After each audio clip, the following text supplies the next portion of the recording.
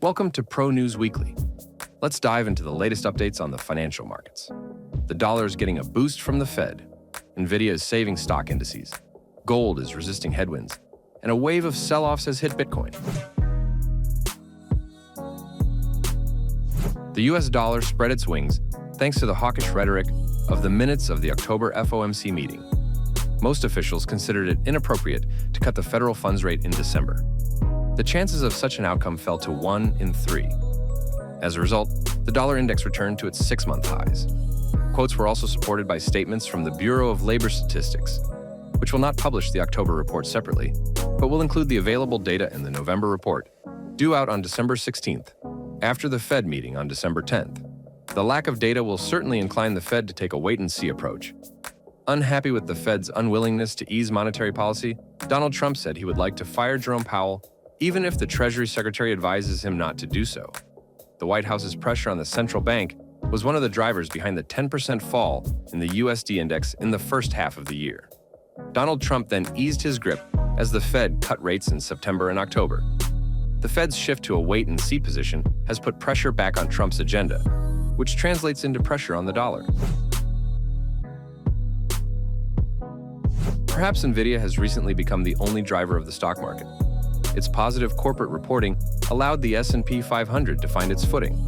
Actual and expected revenue, data center revenue, and earnings per share exceeded Wall Street forecasts. Will this dispel concerns about the effectiveness of investments in artificial intelligence? 45% of investors surveyed by Bank of America cited the tech bubble as the most significant danger to the S&P 500. Other risks include rising treasury yields and high inflation. Until recently, the market had disregarded the inflated fundamental valuations of tech giants, hoping for the Fed's monetary easing. As soon as hopes for the latter faded, the broad stock index underwent a correction.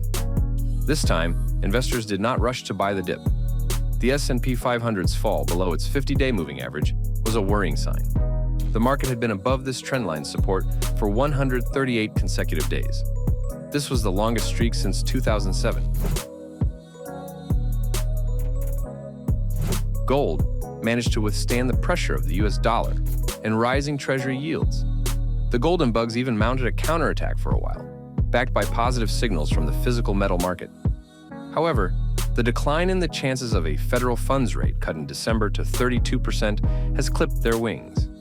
According to Goldman Sachs estimates, central banks purchased 64 tons of gold in September, 3 times more than in August.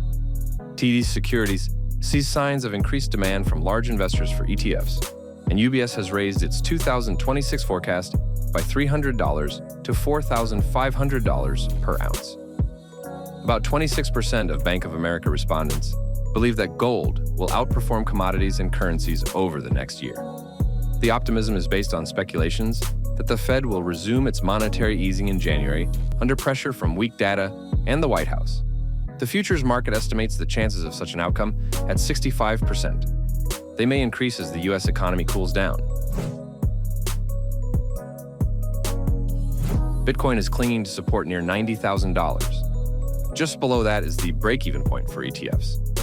The $3 billion capital outflow from specialized exchange-traded funds in November was both a consequence and a catalyst for the fall in Bitcoin.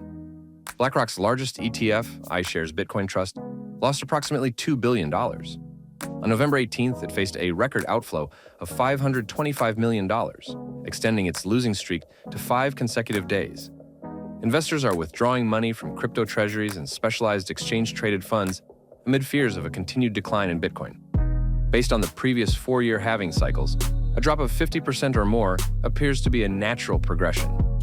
After that, the market may enter a crypto winter, a prolonged period of consolidation of digital assets at low levels. Investors are selling Bitcoin from their portfolios as its performance has failed to meet expectations.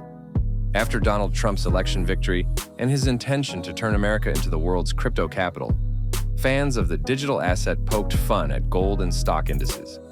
But he who laughs last, laughs best. For a long time, due to the shutdown, investors have been living in a data vacuum. Now, data will start pouring. Statistics on U.S. retail sales and durable goods orders for September, as well as the latest GDP estimate for the second quarter, will be released at the end of November. Will Forex react to this? The markets have come to believe that the Fed will keep rates unchanged in December, so the busy economic calendar is unlikely to significantly move dollar pairs. The UK budget proposal is another matter.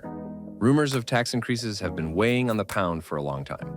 However, most of the negative sentiment has already been priced in. Thanks to optimistic forecasts from the Office for Budget Responsibility, the budget deficit is estimated at £20 billion. Earlier rumors suggested it would be £35 billion. The Treasury now has room for maneuver. If Rachel Reeves pleases investors, GBP/USD could soar, especially since Donald Trump is likely to continue expressing dissatisfaction with the Fed's unwillingness to cut rates. The U.S. president has found a scapegoat. His pressure on the central bank could weaken the U.S. dollar. Follow the updates on global markets in Pro News Weekly. Like, share, and subscribe.